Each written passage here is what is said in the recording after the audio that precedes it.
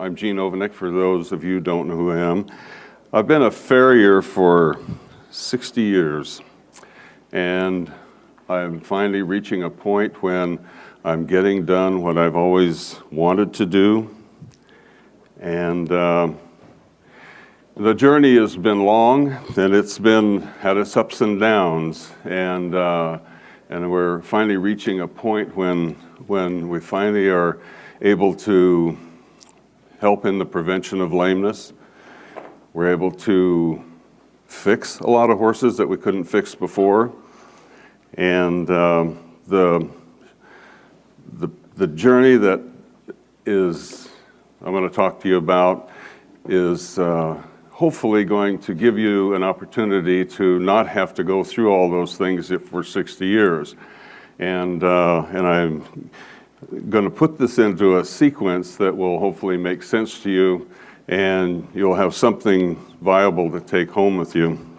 The overview is simply about the Freedom Shoe, and it's an accumulation of the last 4 years of a lot of different approaches to treating lameness. It incorporates hoof mapping. Most importantly, about hoof preparation. And of the years that I've been speaking at this conference, we've talked about hoof preparation, and we still are going to go back to hoof preparation because it is the key to preventing lameness and to resolving some of the issues that we are confronted with. We are going to talk a little bit about leverage testing, the shoe modifications, and the road testing, or the grueling journey to try different things, gather the data, get the results, make changes, and go to the next level. So it's an interesting journey. 35 years ago, I lived in Montana and was considered to be one of the best farriers in my area. And I knew better than that because I was just a farrier who was part of the problem. And I think you need to understand. I needed to be part of the solution, and so I spent the next 30 years trying to make some sense of what was going wrong and what we could do to prevent that. The thing that was a big game changer for me was the comparison between two different feet, a sound foot and a horse that had a lameness. And it didn't seem to make any difference what kind of lameness it was. There was a stark difference between those two. William Russell and Dave Duckett came about that time with information about how to draw a line across the foot, use a dot and a variety of different things to help us. At least it helped me to understand the references that they were trying to portray on the bottom of the horse's foot. And the idea was that from that line, regardless of where it was, whether it was accurate or not, it was still nevertheless a reference. And so the idea was to divide that foot up equally from front to back around that line. And it became real apparent once I drew the line that there was a discrepancy between the 2 feet. The horse that had lameness had more in front of the line than behind. And so I made some changes based on some information that I did with the local veterinarian there. We took radiographs and wondered, what is it that made this foot so much different? The orientation of the coffin bone within the hoof capsule, I was taught that it maintained its relationship to the dorsal wall, but I found out later that it doesn't. And so we did some radiographic studies and then actually demonstrated by driving nail down ahead of the coffin bone, mapped the foot slightly, and then made these changes. That was a big game changer for me. And it was a game changer for a lot of people because that looks like a pretty normal foot. But in fact, it was a part of the leverage that was creating the lameness issues.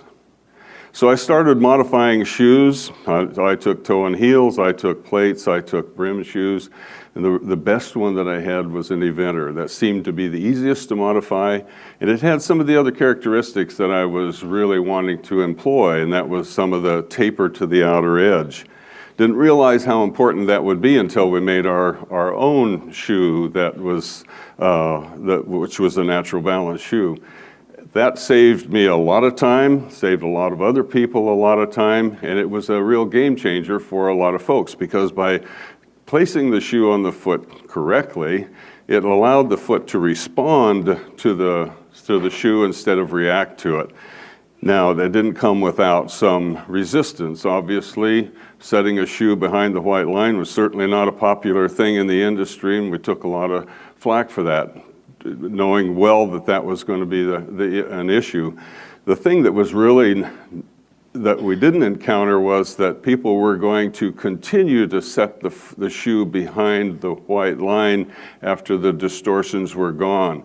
And that was a real big setback in the whole industry. Because if you put a shoe, it makes a difference what it is, over the top of the sole, especially if you've trimmed it very close and it's an unlevel shoe, you're going to have some problems. So the whole idea of natural balance took a negative for a long period of time, and in some areas still does. And that's fine. That's a perfectly normal thing to have happen, and we certainly expect it. So there came on the horizon then a need to improve on the mapping system. So we conducted a 100-foot study.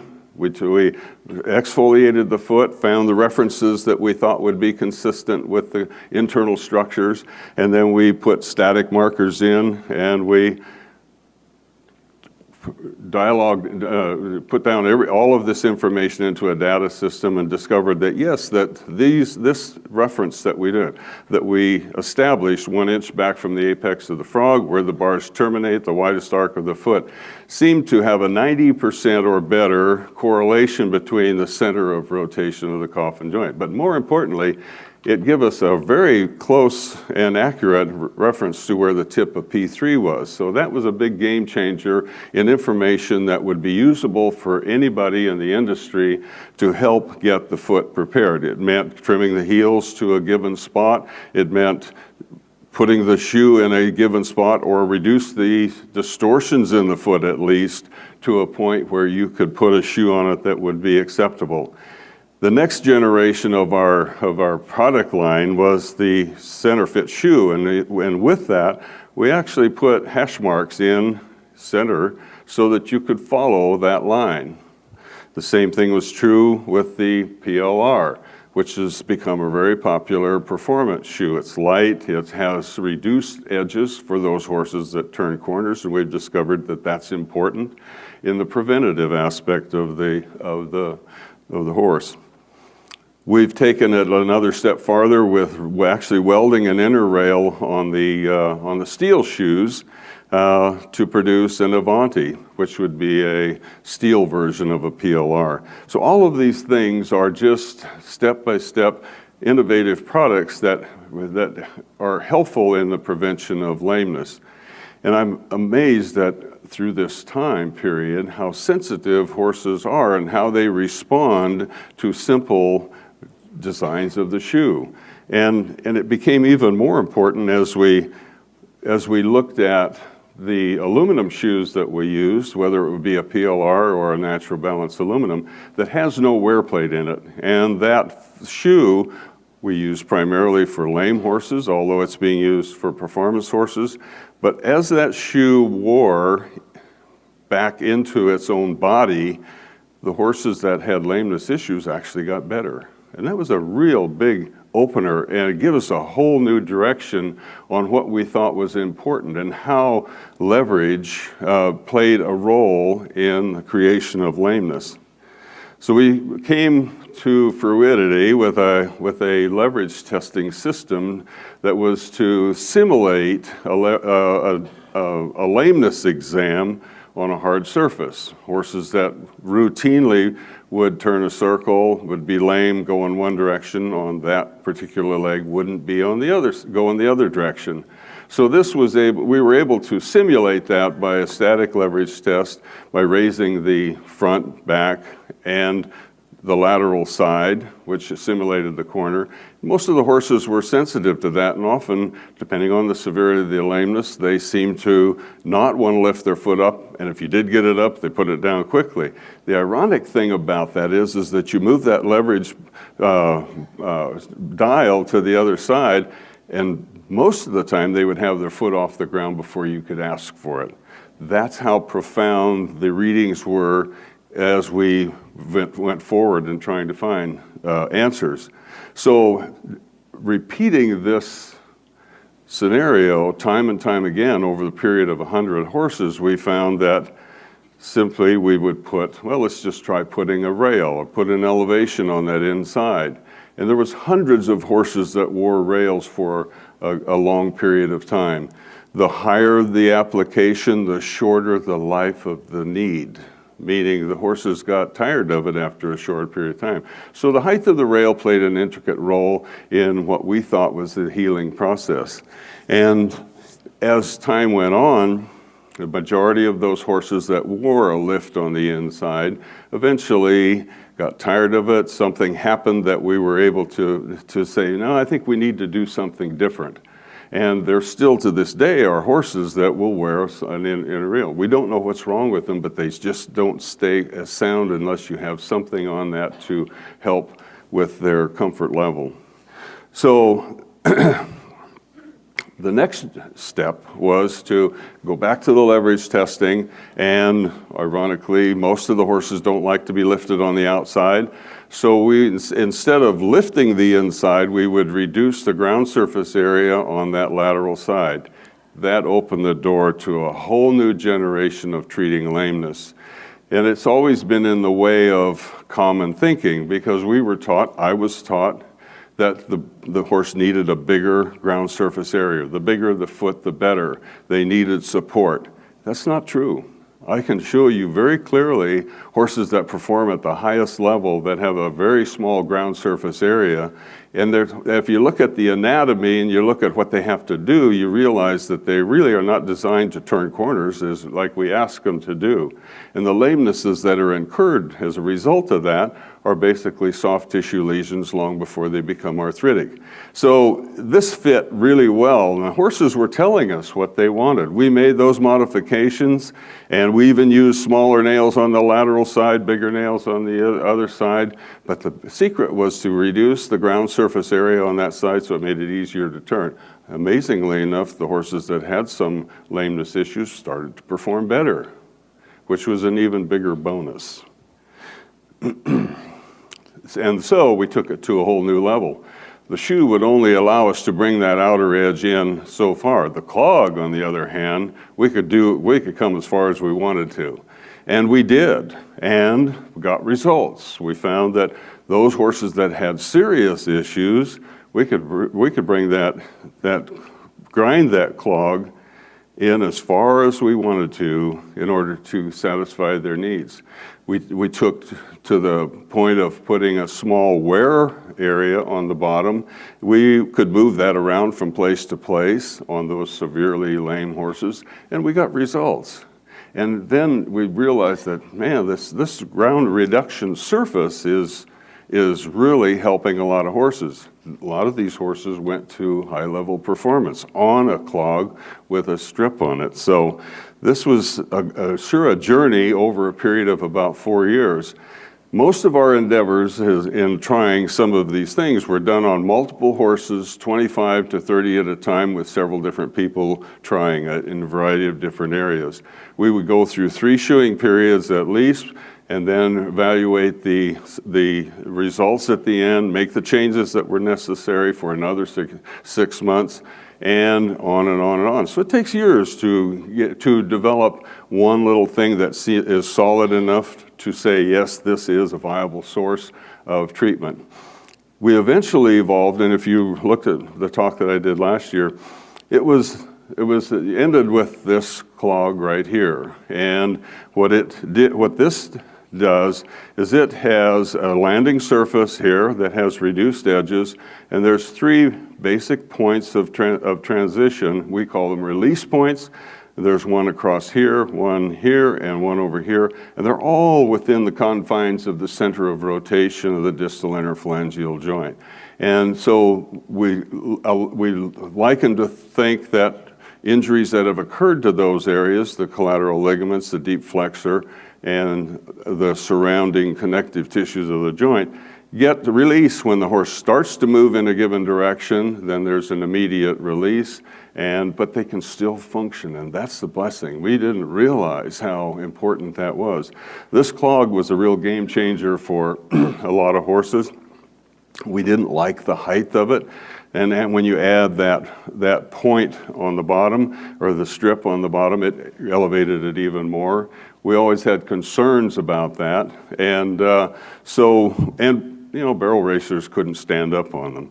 Heading horses could, and a lot of other performance horses had no problem with the traction.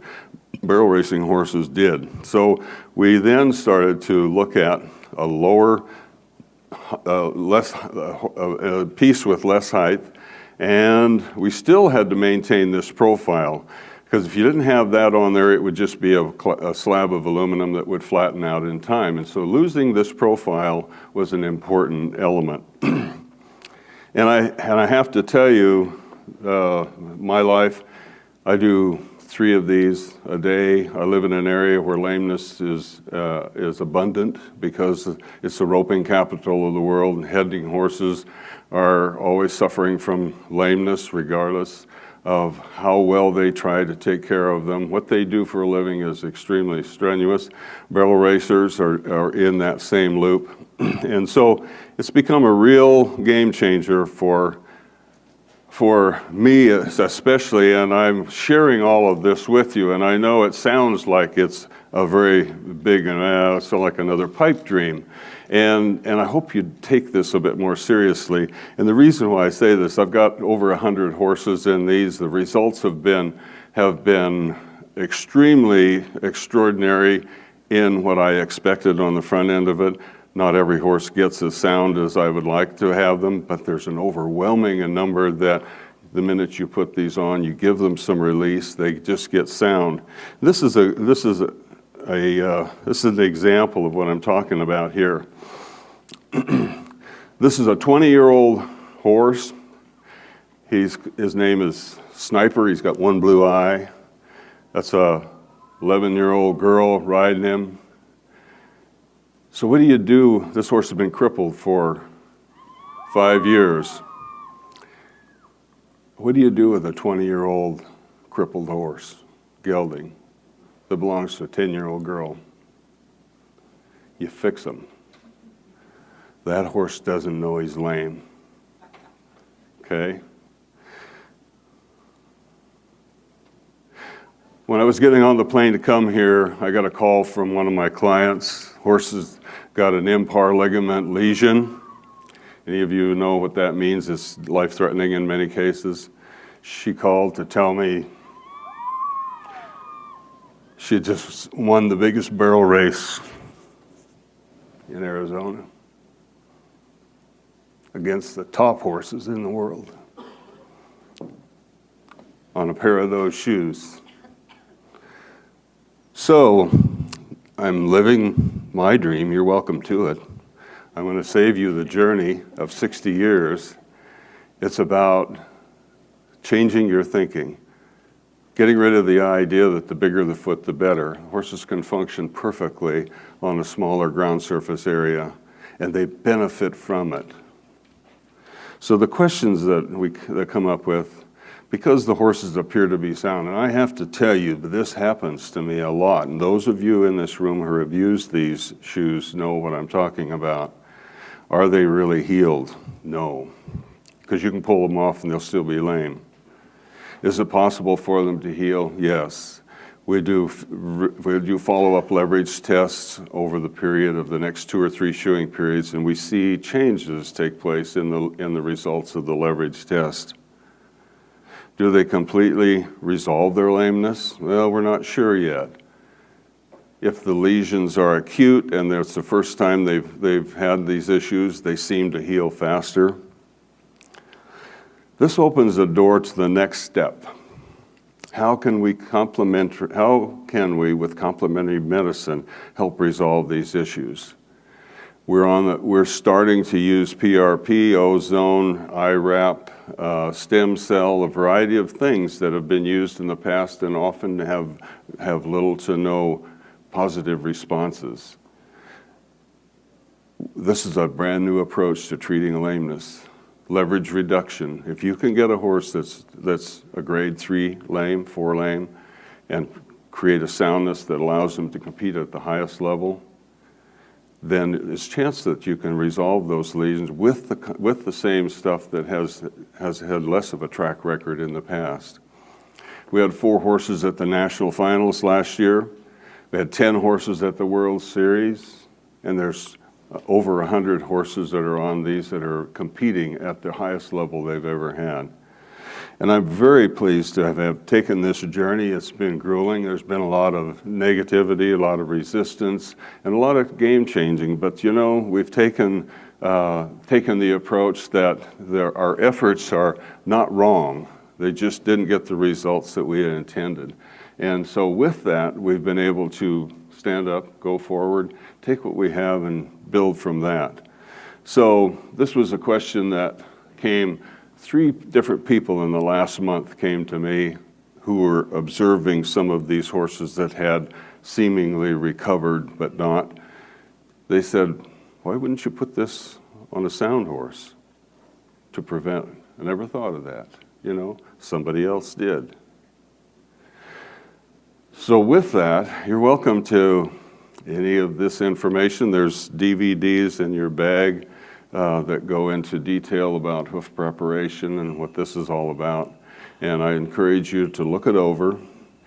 You're welcome to my 60 years of my life and my experiences for free of charge. And I'm more than happy to give it to you. Yes, sir. Can you show the slide of the shoe again? Of the shoe?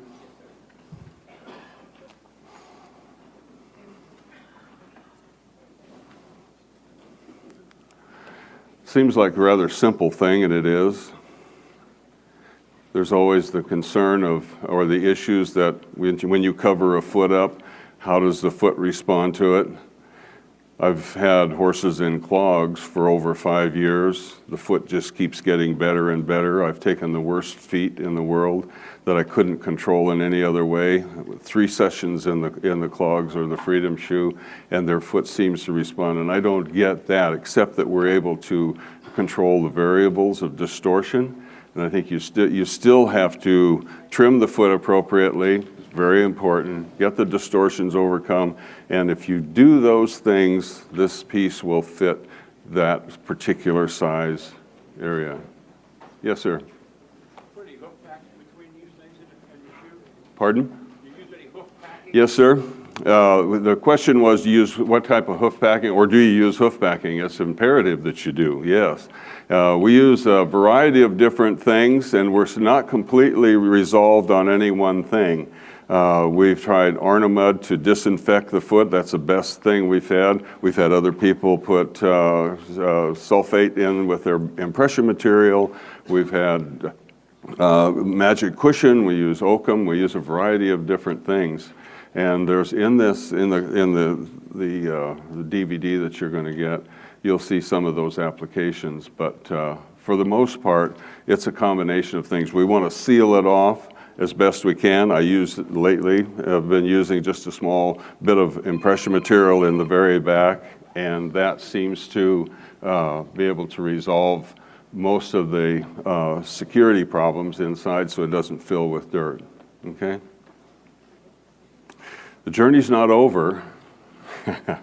You're welcome to everything I've got, and I'm more than happy to share that with you. Thank you very much.